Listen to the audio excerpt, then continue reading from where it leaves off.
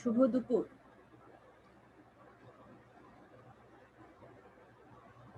দীপান্বিতা কেমন আছো? Yes miss, ভালো আছি। আপনি কেমন আছেন? হ্যাঁ, আমিও ভালো আছি।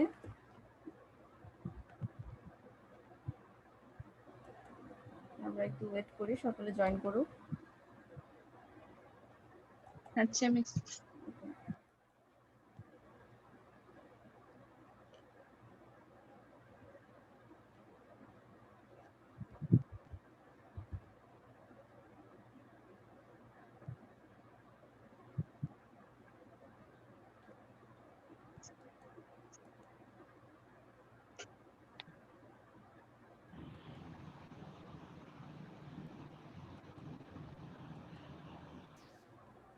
আসসালামু আলাইকুম মিস। ওয়ালাইকুম সালাম।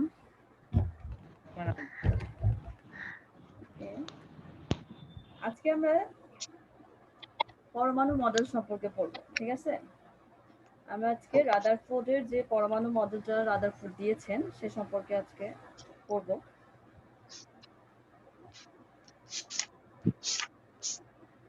রাদারফোর্ড তার পরমাণু মডেলটা কত সালে প্রদান করেছেন, কারো কি মনে আছে? 1911 খ্রিস্টাব্দে বিজ্ঞানী রাদারফোর্ড পরমাণু গঠন সম্পর্কে একটা মডেল প্রদান করেন। এই মডেলটিকে বলা হয় রাদারফোর্ডের পরমাণু মডেল। রাদারফোর্ডের পরমাণু মডেল মূলত কিসের উপর? আমরা জানি যে প্রত্যেকটা পরমাণুর একটা নির্দিষ্ট কি আছে, কেন্দ্র আছে। আমরা যেমন যদি এই তোমরা কি স্ক্রিনটা দেখতে পাচ্ছ? Yes miss. ওকে, আমরা এখানে রাদারফোর্ড পরমাণু মডেলের ক্ষেত্রে দেখতে পাচ্ছি যে একটা পরমাণু তার মাঝখানে যে কেন্দ্র, রেড কালারের যে পজিটিভ চার্জ বিশিষ্ট যে কেন্দ্রটা দেখতে পাচ্ছি, এটা হলো তার নিউক্লিয়াস। যেখানে আমরা মূলত নিউক্লিয়াসের মধ্যে কাদের অবস্থান থাকে? সেখানে প্রোটন এবং তার সাথে নিউট্রনের অবস্থান আমরা দেখতে পারি, এবং তার আশেপাশে বিভিন্ন কক্ষপথে ইলেকট্রনগুলো কি করতে থাকে? আবর্তন করতে থাকে। অর্থাৎ পরমাণুর রাদারফোর্ড পরমাণু মডেলে এটাই বলা হয়েছে যে পরমাণুর একটা নির্দিষ্ট কেন্দ্র থাকবে, এই কেন্দ্রটার একটা নির্দিষ্ট নাম দিয়েছে, সেটা হলো নিউক্লিয়াস। অর্থাৎ রাদারফোর্ড সর্বপ্রথম আমাদেরকে পরমাণুর কেন্দ্রের একটা নাম স্পেসিফিক করে দিয়েছেন, যে যেটাকে নিউক্লিয়াস বলা হবে। নিউক্লিয়াসের ভেতরে প্রোটন থাকবে এবং এর বাইরে ইলেকট্রন থাকবে। অর্থাৎ এর আপেক্ষিকভাবে যদি আমরা বিবেচনা করি, সেক্ষেত্রে পুরো ইলেকট্রনের ভরটা শূন্য ধরা হবে, কারণ ভেতরে পজিটিভ চার্জ বিশিষ্ট এবং বাইরে নেগেটিভ চার্জ বিশিষ্ট, আর যে নিউট্রনটা রয়েছে প্রোটনের সাথে সেটা নিরপেক্ষ, যার কারণে পুরাপুরি ইলেকট্রনের ভরটা কি ধরা হবে? শূন্য বিবেচনা করা হবে। আমরা জানি নিউক্লিয়াসটা অত্যন্ত ক্ষুদ্র একটা অংশ, যেখানে ম্যাক্সিমাম অংশই কি থাকে? ফাঁকা থাকে। এই তোমরা যে এখানে মাঝখানে একটা কেন্দ্র দেখতে পাচ্ছ এবং তার আশেপাশে যে ইলেকট্রনগুলো ঘোর খাচ্ছে, সেক্ষেত্রে আমরা দেখছি ম্যাক্সিমাম জায়গায় কিন্তু এখানে কি দেখা যাচ্ছে? ফাঁকা দেখা যাচ্ছে, ঠিক আছে? তারপর রাদারফোর্ড কি করেছেন, তার যে পরমাণু মডেল এটাকে বিবেচনা করেছে সৌরজগতের সাথে। সৌরজগতে যেমন সূর্যকে কেন্দ্র করে তার আশেপাশে গ্রহগুলো ঘুরতে থাকে, বিভিন্ন ধরনের গ্রহ রয়েছে, সেগুলো ঘুরতে থাকে, সেম ভাবে পরমাণুর কেন্দ্র অর্থাৎ নিউক্লিয়াসকে কেন্দ্র করে কিন্তু তার আশেপাশে ইলেকট্রনগুলো অনবরত ঘুরপাক খেতে থাকে। সেজন্য রাদারফোর্ড কি করেছেন, তার যে মডেল তিনি প্রস্তাব করেছে সেটার সাথে তুলনা করেছে সৌর জগতের সাথে, ঠিক আছে? আমরা পরমাণু মডেলের মধ্যে মানে পরমাণু নিউক্লিয়াসে যে কয়টা প্রোটন থাকবে, অর্থাৎ খেয়াল রাখবে যে কয়টা প্রোটন একটা পরমাণু নিউক্লিয়াসে থাকবে, ঠিক ততটি কিন্তু তার বাইরে অর্থাৎ ইলেকট্রন, ততটা ইলেকট্রন আমরা এখানে দেখতে পাবো। প্রোটন হলো পজিটিভ চার্জ এবং ইলেকট্রন হলো নেগেটিভ চার্জ, অর্থাৎ একটা আরেকটার বিপরীত সমান, তবে একে অপরের বিপরীত চিহ্ন, যার কারণে পরমাণু সামগ্রিকভাবে আমরা তার চার্জটা পাবো পুরোপুরি শূন্য। এরপরে যে ধনাত্মক চার্জবাহী যে নিউক্লিয়াসটা রয়েছে, প্রতিটা ঋণাত্মক চার্জ বিশিষ্ট যে ইলেকট্রন একটা আকর্ষণ বল অনুভব করবে।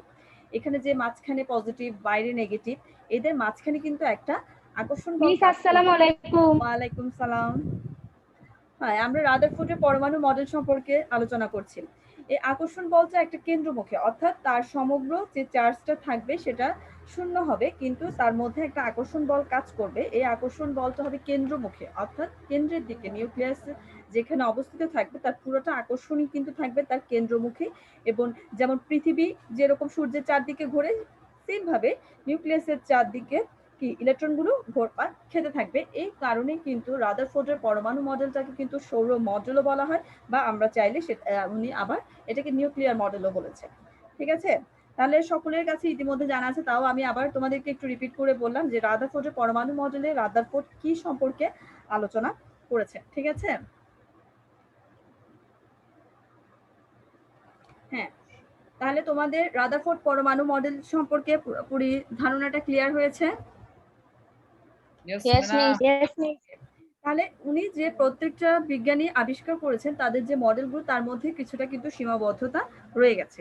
আমরা একটা মডেল পড়ার পর তার কতটুকু তিনি কি পুরোপুরি সার্থক হতে পেরেছে বা তিনি তার কনসেপ্টটা পুরোপুরি অন্যজনের কাছে সেটা গ্রহণযোগ্যতা কতটুকু পেয়েছে সেই বিষয়গুলো আমরা একটু আলোচনা করব যে রাদারফোর্ডের পরমাণু মডেলের মধ্যে কোনো সীমাবদ্ধতা রয়ে গিয়েছে কিনা, অর্থাৎ অন্যান্য বিজ্ঞানীরা তার সাথে একমত হয়েছে কিনা তার মডেলের সাথে, সেই সম্পর্কে একটু আলোচনা করব।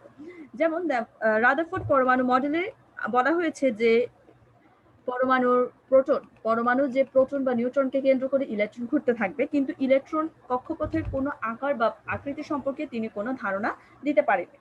রাদারফোর্ড কক্ষপথের আকার বা ব্যাসার্ধ নিয়ে কোনো আলোচনায় তিনি তার মডেলে রাখেননি।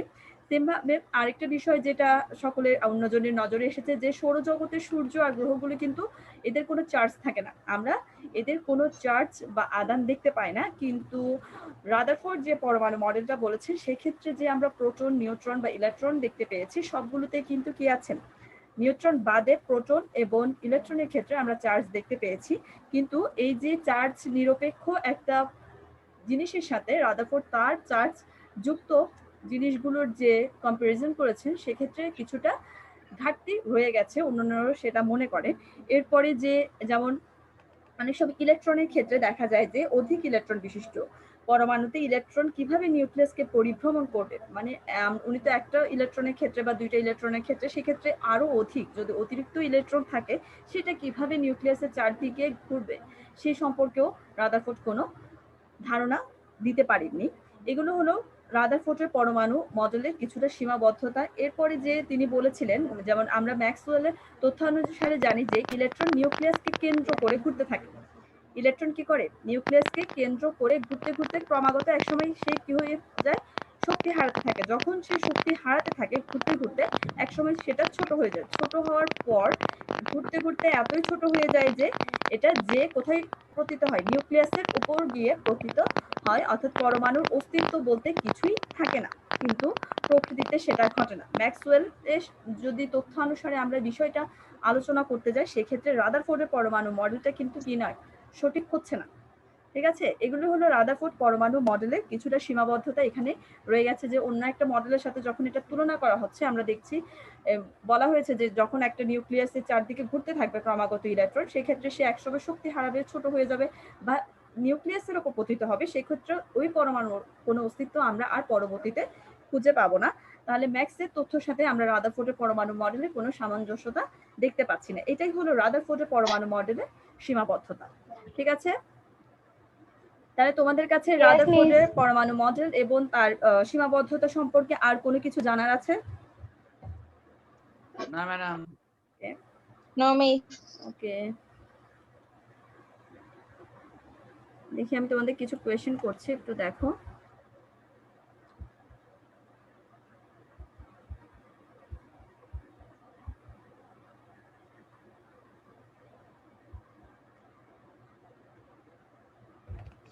তেজস্ক্রিয় আইসোটোপ, এটা সম্পর্কে কি জানো, কিভাবে তেজস্ক্রিয় আইসোটোপ তৈরি করা হয়?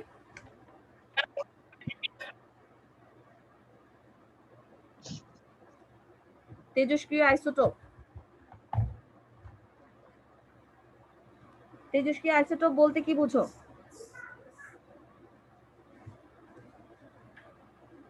যেসব মৌলের আইসোটোপের নিউক্লিয়াস ভেঙে গিয়ে আলফা, বিটা, গামা রশ্মিতে নির্গত হয় তাদেরকে তেজস্ক্রিয় আইসোটোপ বলে। হ্যাঁ, তেজস্ক্রিয় আইসোটোপ বলে। আমরা জানি ফার্স্টে আমরা আইসোটোপের সংখ্যা যদি যাই, যেখানে জানি যে সকল পরমাণু প্রোটন সংখ্যা সমান কিন্তু ভর সংখ্যাটা ভিন্ন বা নিউট্রন সংখ্যা ভিন্ন তাদেরকে বলা হয় আইসোটোপ। আবার আরেক ধরনের তেজস্ক্রিয় আইসোটোপ রয়েছে যেগুলোকে কি করা হয়, যে কিছু আছে যেগুলোকে মানে যাদের নিউক্লিয়াস গুলো স্বতঃস্ফূর্তভাবে অর্থাৎ নিজে নিজে এরা ভেঙে যেতে পারে এবং বিভিন্ন ধরনের রশ্মি এরা নির্গমন করে, যেমন আলফা, বিটা, গামা রশ্মি নির্গমন করে, তাদেরকে কিন্তু বলা হবে তেজস্ক্রিয় আইসোটোপ। তাহলে এখানে যে কোয়েশ্চেনটা দেওয়া হয়েছে কিভাবে তেজস্ক্রিয় আইসোটোপ তৈরি করা হয়, সেক্ষেত্রে আমরা কি বলবো, নিউক্লিয় বিক্রিয়ার মাধ্যমে কিন্তু তেজস্ক্রিয় আইসোটোপ তৈরি করা হয়। ঠিক আছে, তাহলে কিভাবে তেজস্ক্রিয় আইসোটোপ তৈরি করা হয়?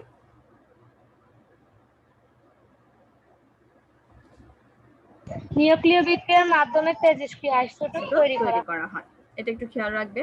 এরপরে কোন কোন ক্ষেত্রে আমরা তেজস্ক্রিয় আইসোটোপ ব্যবহার করা হয় এটা সম্পর্কে জানাবে। কোন কোন ক্ষেত্রে আমরা তেজস্ক্রিয় আইসোটোপ ব্যবহার করি? অনেকগুলো ব্যবহার কিন্তু মধ্যে তোমরা আগেও পড়েছো যে তেজস্ক্রিয় আইসোটোপ বা তাদের ব্যবহার বিভিন্ন জায়গায় বিভিন্ন ধরনের ব্যবহার কিন্তু আমরা তেজস্ক্রিয় আইসোটোপে দেখে আসছি।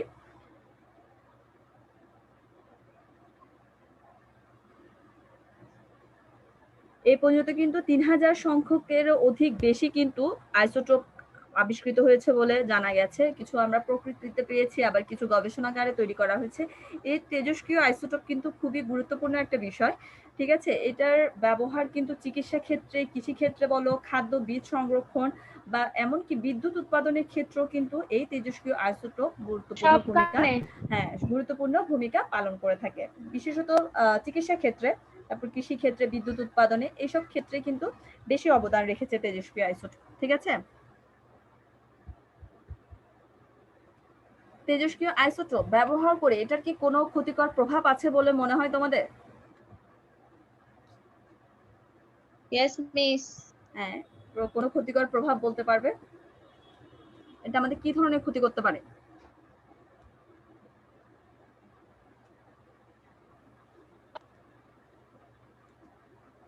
হ্যাঁ, তেজস্ক্রিয় আইসোটোপ। হ্যাঁ বলো হাবিব। কোষ তৈরি হয়। তেজস্ক্রিয় আইসোটোপ আমাদের কিভাবে ক্ষতি করতে পারে?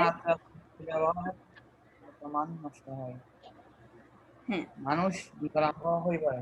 মিস, আলফা গামা রশ্মি নির্গত হয়ে কোষ জিনগত পরিবর্তন ঘটাতে পারে বা ফলাফল হিসেবে ক্যান্সারের মতো রোগ সৃষ্টি হতে পারে। তাহলে খুব গুরুত্বপূর্ণ একটা বিষয় বলেছো। হ্যাঁ বলো। তেজস্ক্রিয় পদার্থ ব্যবহার করে নিউক্লিয়ার বিক্রিয়া সংঘটিত হয়, যার মাধ্যমে পারমাণবিক বোমা, অ্যাটম বোমা তৈরি হয়, যা আমাদের জীবনের জন্য খুবই ক্ষতিকর। খুবই ক্ষতিকর। অর্থাৎ এখানে যে আমরা বলেছিলাম যে তেজস্ক্রিয় আইসোটোপ মানেই হলো এই নিউক্লিয়াসটা নিজে নিজে কি হবে, বিস্ফোরিত হবে বা নিজে নিজে স্বতঃস্ফূর্তভাবে ছড়িয়ে আলফা বিটা গামা, এই যে বিভিন্ন ধরনের রশ্মি, এই রশ্মিগুলো কিন্তু আমাদের জন্য অনেকটা ক্ষতিকর। এমনটা ক্ষতিকর যে অনেক সময় আমাদের যে কোষের জিনগত পরিবর্তন ঘটাতে পারে বা আমাদের মারাত্মক যে রোগটা, ক্যান্সারের মতো রোগ সৃষ্টি করতে পারে। এছাড়া বিভিন্ন ধরনের বোমার ক্ষেত্রেও কিন্তু এই নিউক্লিয় বিক্রিয়ার মাধ্যমে কিন্তু পারমাণবিক বোমাগুলো তৈরি করা হয়। এই বোমাগুলো বানিয়ে কিন্তু বিভিন্ন ধরনের বিশ্বযুদ্ধে, যেমন দ্বিতীয় বিশ্বযুদ্ধে যে জাপানের হিরোশিমা আর নাগাসাকির যে ঘটনাটা ঘটেছিল, সেখানেও যে বোমাটা বিস্ফোরিত হয়েছে, ওখানে লক্ষাধিক মানুষ মারা গিয়েছে। সেখানেও কিন্তু এই তেজস্ক্রিয় আইসোটোপের মাধ্যমে কিন্তু ওই বোমাগুলো তৈরি করা হয়েছে। এগুলো এমন ক্ষতিকর প্রভাব ফেলেছিল যে পরবর্তীতে অনেক জীবন ধ্বংস হয়েছে, এবং এর ক্ষতিকর প্রভাবগুলো কিন্তু এখনো কি বিদ্যমান দেখতে পারি আমরা কিছুটা। ঠিক আছে, এটা এছাড়াও পরিবেশে বিভিন্ন ধরনের ক্ষতি করে থাকে। তাহলে তেজস্ক্রিয় আইসোটোপ যেমন আমাদের কিছুটা কি উপকার করছে, তার কিছুটা কি রয়েছে, অপকারও আমরা দেখতে পারি। হ্যাঁ,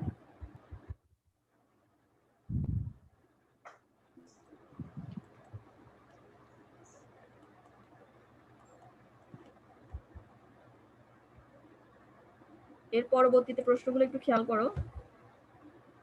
হ্যাঁ দেখো, এখানে স্ক্রিনে কি দেখতে পাচ্ছ, আমরা এখানে কিছুটা তেজস্ক্রিয় আইসোটোপের ক্ষতিকর যে প্রভাবগুলো রয়েছে সেগুলো একটু দেখো, কিভাবে তোমরা প্রশ্নের আনসারটা দিবে। হ্যাঁ, একটু পড়ে শোনাও, এখানে কি বলা হয়েছে, তেজস্ক্রিয় আইসোটোপের ক্ষতিকর প্রভাবগুলো কি কি? দেখা যাচ্ছে না? বাকিরা দেখতে পাচ্ছ? ম্যাম আনসারটা আসে নাই। ওকে, আমি আবার শেয়ার দিচ্ছি। No miss. দেখতে পাচ্ছ?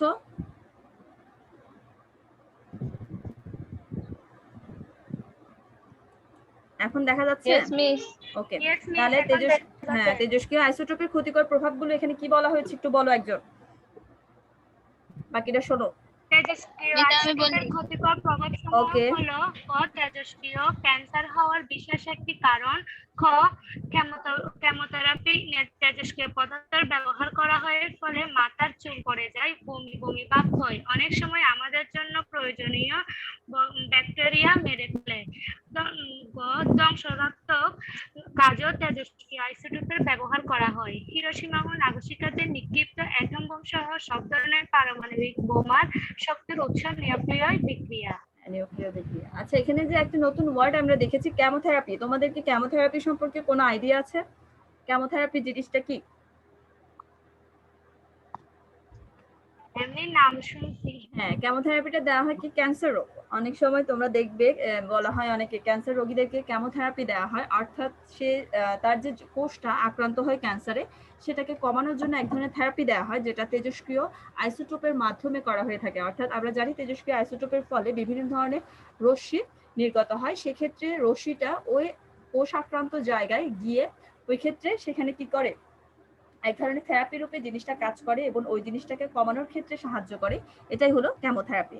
কেমোথেরাপিতে যে তেজস্ক্রিয় পদার্থটা ব্যবহার করা হয় সেক্ষেত্রে ওই কেমোথেরাপির জিনিসটা আমাদের শরীরে ক্ষতি করতে পারে। যেমন অনেক সময় ক্যান্সার রোগীদের দেখে আমরা কি চুল পড়ে যায়, বমি বমি ভাব হয়, এমনকি আমাদের শরীরের জন্য কিছু ব্যাকটেরিয়া রয়েছে যেগুলো আমাদের উপকার করে, ওই প্রয়োজনীয় ব্যাকটেরিয়া কিন্তু এই কেমোথেরাপির ফলে মারা যায়। ঠিক আছে, তাহলে এখন তোমরা কেমোথেরাপি বিষয়টা বুঝতে পেরেছো?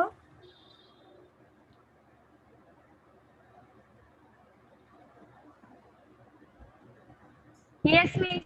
ওকে, তাহলে এরপরে যে অ্যাটম বোমা, যে পারমাণবিক বোমাগুলো তৈরি করা হচ্ছে সবগুলো কিন্তু তৈরি করা হচ্ছে এই নিউক্লিয় বিক্রিয়া, অর্থাৎ তেজস্ক্রিয় আইসোটোপ সমন্বিত যে নিউক্লিয়ার বিক্রিয়া রয়েছে সেটার ফলে কিন্তু এই ধ্বংসাত্মক বোমাগুলো তৈরি করা হচ্ছে, যার কারণে এগুলোর প্রভাবগুলো আমাদের জন্য খুবই ক্ষতিকর।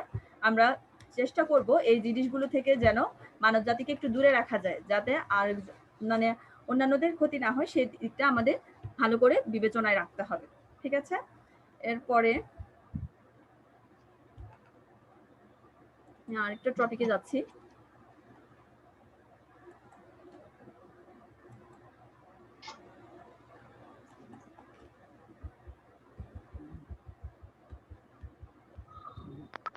হ্যাঁ, কি বলো দেখি, কি দেখতে পাচ্ছি স্ক্রিনে?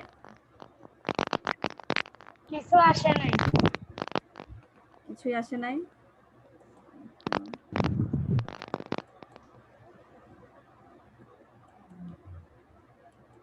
এখন দেখতে পাচ্ছো? Yes madam. ওকে, আমরা এখন আরেকটি মডেল সম্পর্কে পড়বো, যেটা হলো গুরুত্বপূর্ণ খুব। রাদারফোর্ডের পরে যে পরমাণু মডেলটা আমাদের কাছে এসেছে সেটা হলো বোর পরমাণু মডেল। কি বললাম? বোর পরমাণু মডেল। এটা হলো বোর মডেল। হ্যাঁ, বোর পরমাণু মডেলটা কত সালে দেওয়া হয়েছে আমাদের কাছে? 1913 খ্রিস্টাব্দে। 1913 খ্রিস্টাব্দে। রাদারফোর্ডের যে পরমাণু মডেলে আমরা কিছুটা সীমাবদ্ধতা তো সকলে একটু আগে আলোচনা করা হয়েছে, যে রাদারফোর্ডের পরমাণু মডেলে কিছুটা ত্রুটি ছিল, ওই ত্রুটিগুলোকে সংশোধন করে 1913 খ্রিস্টাব্দে বিজ্ঞানী নিলস বোর কি করেছেন, একটি মডেল প্রদান করেছেন, যেটাকে বলা হয় বোরের পরমাণু মডেল। তার মডেলগুলো যে আমরা তার কি বলেছে, মানে বোর পরমাণু মডেলে আমরা কি সম্পর্কে জানতে পেরেছি? হ্যাঁ বলো।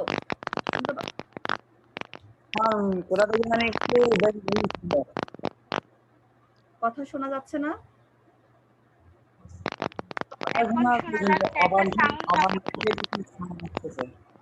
হ্যাঁ, একটা আওয়াজ আমিও পাচ্ছি, পাশ থেকে আসতে বলতেছি না, নেটওয়ার্ক প্রবলেম মনে হয়।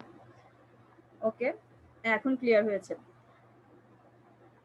এখানে যেটা বলা হয়েছে বোর পরমাণু মডেলে, যে পরমাণুতে যে সকল ইলেকট্রন আছে সেগুলো নিউক্লিয়াসকে কেন্দ্র করে ঘুরবে, যেটা আমরা রাদারফোর্ডের পরমাণু মডেলে জানতে পেরেছিলাম। এখন সেটা ইচ্ছা মতো যে কোনো কক্ষপথে ঘুরতে পারবে না।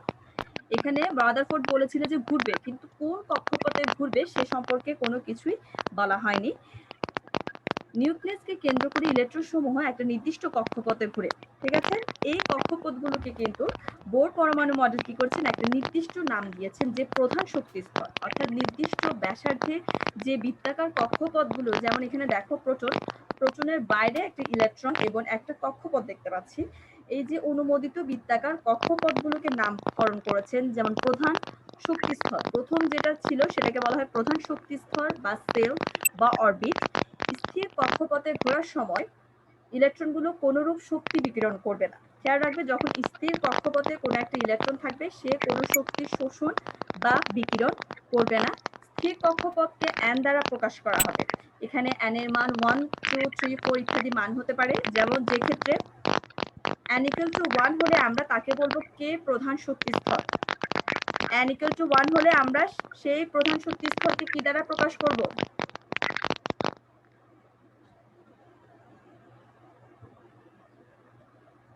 হ্যাঁ, তোমরা কি আমাকে শুনতে পাচ্ছ?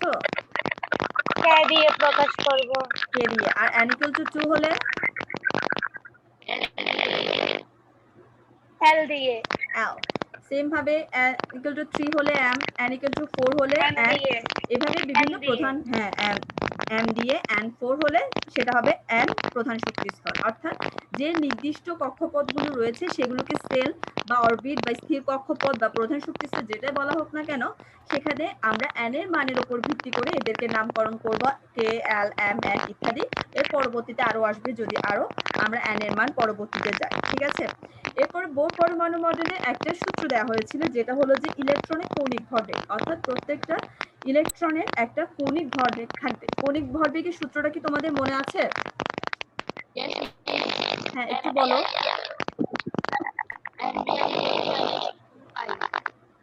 mvr = nh/2π। ঠিক আছে? এখানে 2π। হ্যাঁ 2π। এখানে mটা কি?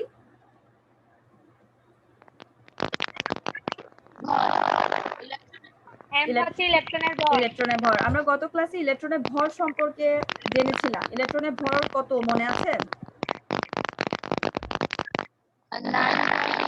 9.11 into 10⁻⁻31 kg। হ্যাঁ 31 কেজি। এরপর আর এখানে যে mvr বললে এখানে আরটা কি? আর হচ্ছে ইলেকট্রনের যে কক্ষপথ বা শক্তির স্তর ঘুরবে তার ব্যাসার্ধ। তার ব্যাসার্ধ। আর v? V হচ্ছে ইলেকট্রনের যে কক্ষপথ বা শক্তির স্তর ঘুরবে কক্ষপথের ইলেকট্রনের বেগ। আর h? প্লাঙ্ক ধ্রুবক h, যার মান হবে 6.626 into 10⁻32 m² kg। হ্যাঁ h হবে প্লাঙ্ক ধ্রুবক, যেটা আমাদের ম্যাডাম, হ্যাঁ বলো। সাউন্ড কি শুনতে পাচ্ছো? আপনার কথার সাথে যে সাউন্ডগুলো আসতেছে এগুলো বন্ধ করতে না পারলে আপনার কথা আমরা ভালো করে বুঝতে পারবো না। এখন কি বুঝতে পারতেছো? দেখো তো। না ম্যাডাম, কন্টিনিউয়াস আসতেছে। আমি নিজে আবার ট্রাই করে একটা দেখছি আমার sound মোবাইল থেকে আসতেছে। সেটা।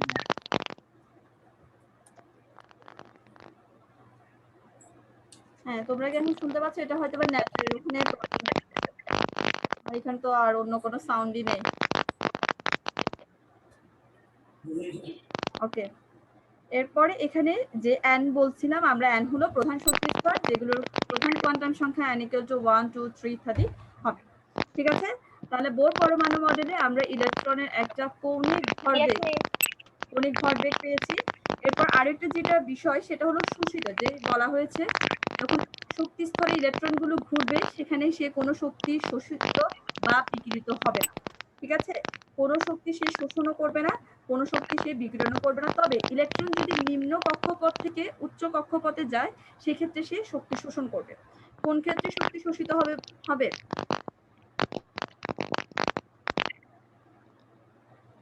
ইলেকট্রন যখন হ্যাঁ তখন শক্তি শোষিত হবে। নিম্ন শক্তি স্তর থেকে উচ্চ শক্তি স্তরে গেলে তখন শক্তি শোষিত হবে। আবার উচ্চ শক্তি থেকে নিম্ন শক্তিতে যদি সে আসে সেক্ষেত্রে সে শক্তি বিকিরণ করবে। এই যে শোষণ করে নিচ থেকে উপরে গেলে শোষণ বা উপর থেকে নিচে আসলে যে শক্তি বিকিরণ হচ্ছে সেক্ষেত্রে এটার একটা পরিমাপ আমরা বিকিরিত শক্তির পরিমাণ থেকে জানতে পারি, সেটা হলো hv = ac/λ। আমরা বিকিরিত শক্তির পরিমাণের একটা সূত্র জানি, সেটা কি?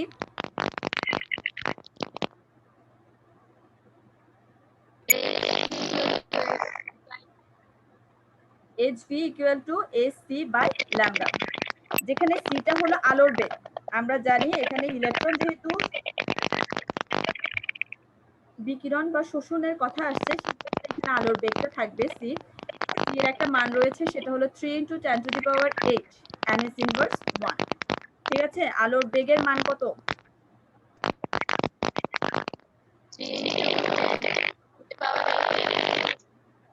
10⁸ এবং ভি যে মানটা, এক্ষেত্রে আগে আমরা পড়েছিলাম ভিটা ছিল ইলেকট্রনের বেগ, এক্ষেত্রে হবে ভি হবে শোষিত বা বিকিরিত শক্তির কম্পাঙ্ক। ঠিক আছে, এখানে যে ভিটা দেখা যাচ্ছে এটা হবে শোষিত বা বিকিরিত শক্তির কম্পাঙ্ক, যেটার একক হলো পার সেকেন্ড বা হার্টজ। পার সেকেন্ড বা হার্টজ হলো এই শোষিত বা বিকিরিত শক্তির কম্পাঙ্ক। আর ল্যামডা যেটা দেখছি আমরা, বলা হয়েছিল যে H V equal to C by H C by lambda, আর ল্যামডাটা হলো শোষিত বা বিকিরিত শক্তির তরঙ্গ শোষিত দৈর্ঘ্য। বা বিকৃত শক্তির তরঙ্গ দৈর্ঘ্য এটার একক এম। এম। তাহলে ইলেকট্রন উচ্চ থেকে নিম্নতে গেলে সেক্ষেত্রে আলো বিকিরণ করবে, এবং আমরা যখন একটা প্রিজম হলো তোমার ত্রিভুজের মতো একটা জিনিস, কাঁচের জিনিস, যেটা সেটা প্রিজমের মধ্যে দিয়ে যখন আমরা প্রবেশ করাবো সেক্ষেত্রে অনেক ধরনের বর্ণালী অর্থাৎ কালারফুল কিছু বর্ণালী আমরা এটার মধ্যে দেখতে পাবো। এটাই হলো মূলত রাদারফোর্ড পরমাণু মডেলে যা ব্যাখ্যা করতে চেয়েছেন তার বিষয়গুলো।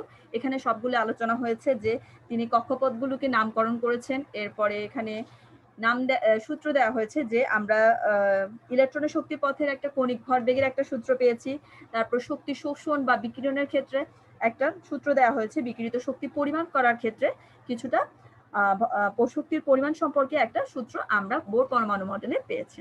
ঠিক আছে, কিন্তু বোর পরমাণু মডেলের সাফল্য, তাহলে বোর পরমাণু মডেলের সাথে যখন আমরা রাদারফোর্ড পরমাণু মডেলে সামঞ্জস্য করতে যাব, যে কোথায় কোনটা সবচেয়ে বেটার পেয়েছি আমরা, সেই জিনিসগুলো যখন আলোচনা করা হবে, যে রাদারফোর্ড পরমাণু মডেলে সৌরজগতে সূর্যকে কেন্দ্র করে ঘোরার কথা বলা হয়েছে। ঠিক আছে, কিন্তু তিনি শক্তি স্তরের আকার সম্পর্কে কিছু বলেননি, সেটা কিন্তু বোর পারমাণবিক মডেলে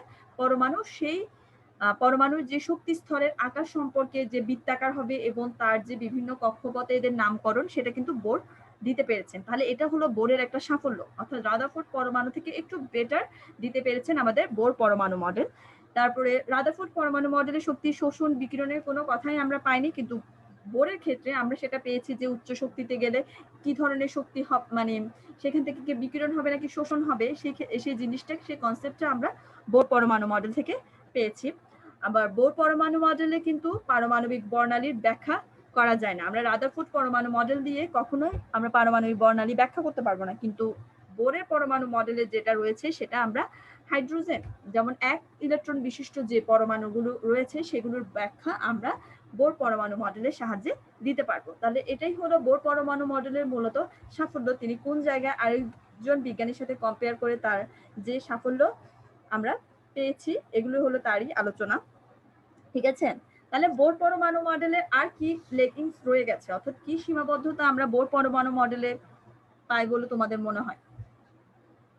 উনি কি পুরাপুরি ভাবে আমাদেরকে পরমাণু মডেল সম্পর্কে বিস্তারিত আলোচনা দিতে পেরেছেন? না ম্যাডাম, দিতে পারেননি। তাহলে তার কোন জায়গাটায় তিনি ঘাটতি রেখেই দিয়েছেন, দেখে একটু বলো। তিনি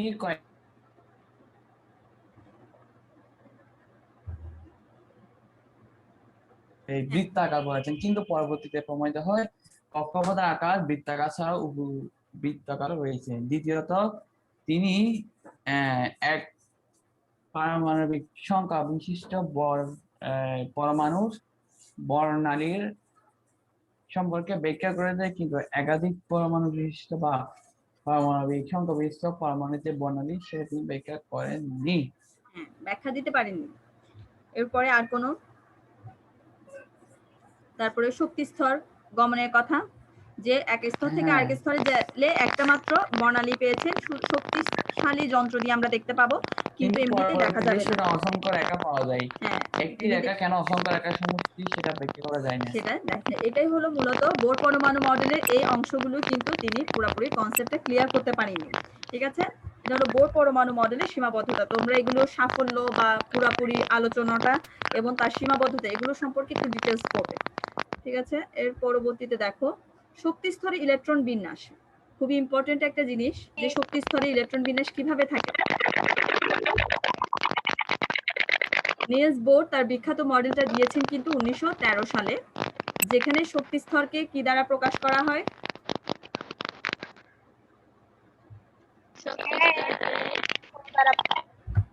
K L M N O P এভাবে করে আমরা শক্তি স্তরগুলোকে নামকরণ করব। এরপরে দেখো কে শক্তি স্তরে সর্বোচ্চ কয়টা ইলেকট্রন থাকতে পারে? কে শেলের ইলেকট্রন ধারণ ক্ষমতা 2টি। এটা কোন সূত্র থেকে আমরা এটা পেতে পারি দেখি বলো, একটা সূত্র আছে। প্রথম শক্তির স্তর থেকে। 2n²। সূত্রটা মনে Yes, আছে ma'am. তোমাদের? ইলেকট্রন অর্থাৎ একটা পরমাণুর ইলেকট্রন ধারণ ক্ষমতা 2n² এই সূত্র দিয়ে আমরা পেতে পারি। তাহলে এখানে কে সেলের ক্ষেত্রে আমরা জানি যে এখানে সূত্রে 2 এবং l যেহেতু মানে কে সেলের ইলেকট্রন ধারণ ক্ষমতা বের করছি, আমরা জানি প্রধান শক্তি স্তর বিধায় কে এর মান এখানে হবে কত? 1²। অর্থাৎ 2 এর সাথে 1টা যখন আমাদের হিসাব করা হবে তখন আমরা কে সেলের সর্বোচ্চ ইলেকট্রন পাবো 2টি, l সেলের কয়টা পাবো? 2টি। 7টি। এটি দ্বিতীয় শক্তির স্তর।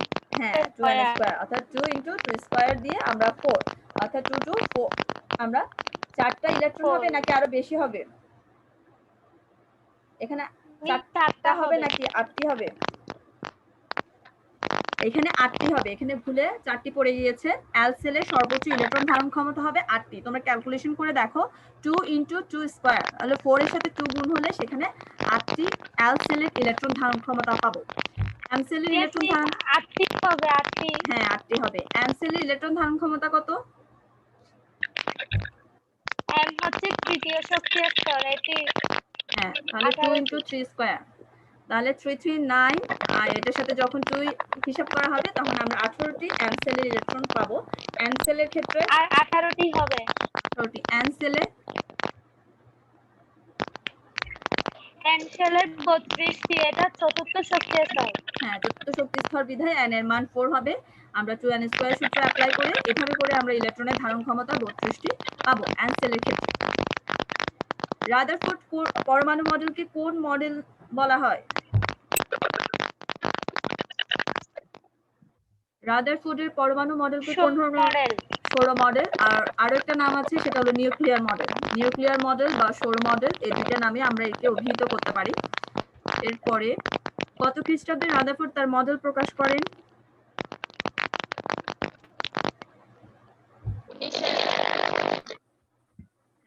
1911 খ্রিস্টাব্দে। 1911 খ্রিস্টাব্দে। ওকে। নিলস বোর কত সালে তার বিখ্যাত মডেল প্রকাশ করেন?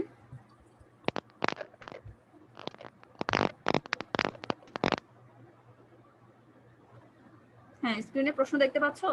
13। 1900? ইয়েস ম্যাডাম দেখা যাচ্ছে। হ্যাঁ নিলস Yes, বোর miss, কত দেখা সালে যাচ্ছে। বিখ্যাত মডেল প্রকাশ করেন? 1913। 1913 সালে। 1913 সালে। এরপরে শক্তি স্তরগুলোকে কি দ্বারা প্রকাশ করা হয়? SPDF। N শক্তি স্তর সমূহকে কি দ্বারা প্রকাশ করা হয়? KLMNO। হ্যাঁ খেয়াল রাখবে যে KLMNO। তুমি যেগুলো বলেছো SPDF এগুলো হলো কি উপশক্তি স্তর। SPDF গুলো হলো উপশক্তি স্তর। প্রধান শক্তি স্তর বা যদি বলে শুধু শক্তি স্তর সেক্ষেত্রে আমরা KLMNO বলবো। KLMNO। ওকে আমরা পরবর্তীতে যাচ্ছি।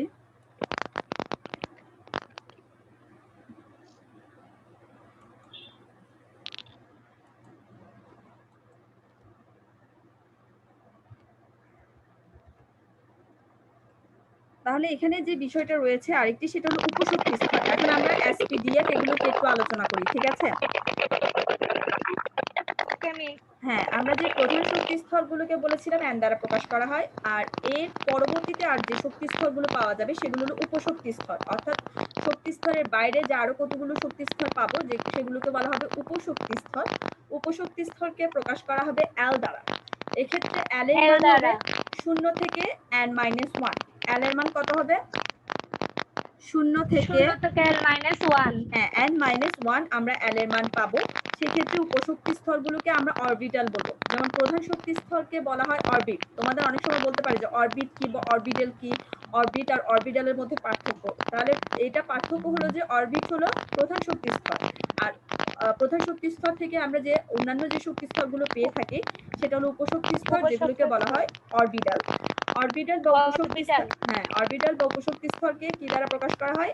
SPDF। কি বললাম? SPDF। SPDL। হ্যাঁ DF।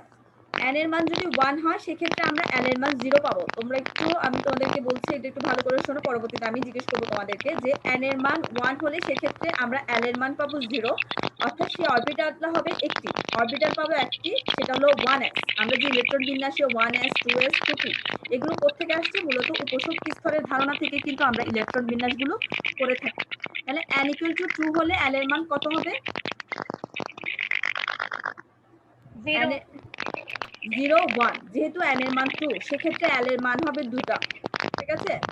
n এর মান 2 হলে l এর মান দুইটা পাবো, সেটা হলো 0 1, অর্থাৎ অরবিটাল হবে দুইটা, একটা হলো 2s 2p। অরবিটাল দুটি কি কি হবে? 2s 2p। এরপর n এর মান যদি আমরা 3 ধরি সেক্ষেত্রে অরবিটাল কয়টা পাবো? অরবিটাল বা l এর মান তিনটা। কি কি হবে সেটা?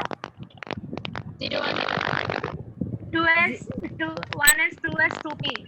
হ্যাঁ, আচ্ছা, এখানে 1s 2s না, যেহেতু n এর মান 3 সেহেতু 3 হিসেবে করতে হবে যে 3s 3p 3d। 3s 3p 3d। অরবিটালটা পাবো 3s 3p 3d। আর n এর মান যদি 4 হয়, n এর মান যদি 4 হয়, চারটি হবে, চারটি বললে n এর মান হবে কোথায় কাউন্ট হবে? 0 থেকে, 0 1 2 3। 0 1 2 3। অরবিটাল গুলো কিভাবে আমরা অরবিটাল লিখব? 4s 4p 4c। হ্যাঁ, 4s 4p 4d 4f। আর n এর মান যদি আমরা 5 পাই সেই ক্ষেত্রে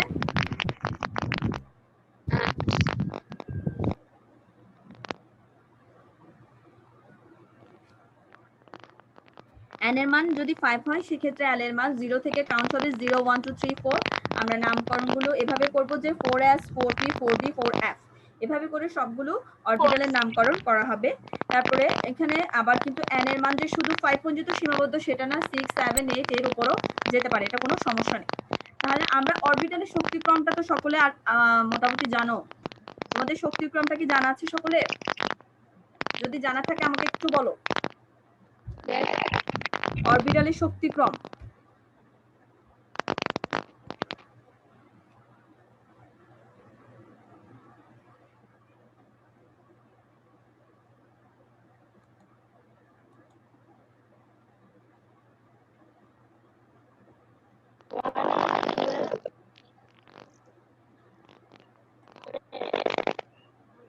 হ্যাঁ, একটু ক্লিয়ার করে বলো, শোনা যাচ্ছে না।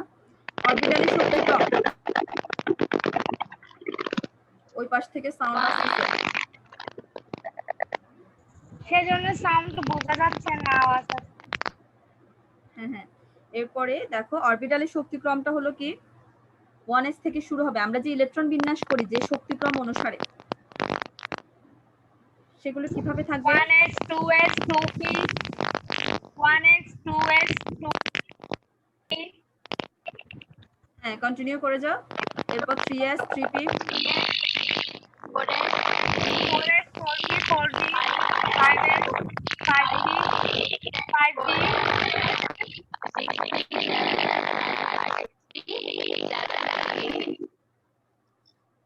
হ্যাঁ 5। সাউন্ড আসতেছে এখানে। হ্যাঁ, আমিও তোমাদের কথা শুনতে পাচ্ছি না সাউন্ডের জন্য। এরপরে 6s, এরপরে 4f 5d 6p 7s। হ্যাঁ, এভাবে করে আমরা শক্তি স্তর। তাহলে এখন আমি একটা তোমাদেরকে, যেমন ক্যালসিয়াম, আমাকে অরবিটালের শক্তিক্রম অনুযায়ী ক্যালসিয়ামের ইলেকট্রন বিন্যাসটা বলো।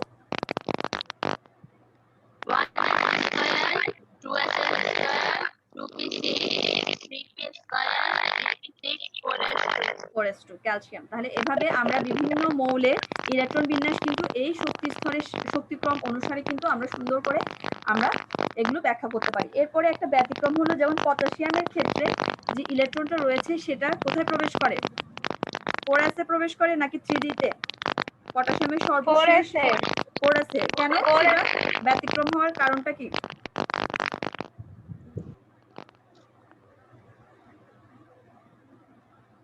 এখানে পটাশিয়ামের সর্বশেষ 19তম ইলেকট্রনটি 3d তে না প্রবেশ না করে অরবিটালের শক্তি 3d অরবিটালের শক্তির চেয়ে কম। হ্যাঁ এটা আমরা পটাশিয়াম সর্বশেষ 19তম ইলেকট্রনটি 3d অরবিটালে প্রবেশ না করে 4s এ প্রবেশ করবে। হ্যাঁ আমরা এটা ব্যাখ্যাটা করে দিব কিভাবে n প্লাস l, অর্থাৎ n প্লাস l এর মানের উপর ভিত্তি করে, যেমন 3d এর ক্ষেত্রে আমরা n প্লাস l এর মান পাবো কত 5, 3 এর সাথে 2 হিসাব করে আমরা 5 পাবো, আর 4p এর ক্ষেত্রে পাবো 4 প্লাস 1 ইকুয়াল টু 5। এখানে 3d অরবিটালের n এর মানটা হলো কম, তাই এটার শক্তিটাও কম। যে ইলেকট্রনের সেখানে ইলেকট্রন আগে প্রবেশ করবে, যার শক্তি কম থাকবে সেখানে ইলেকট্রন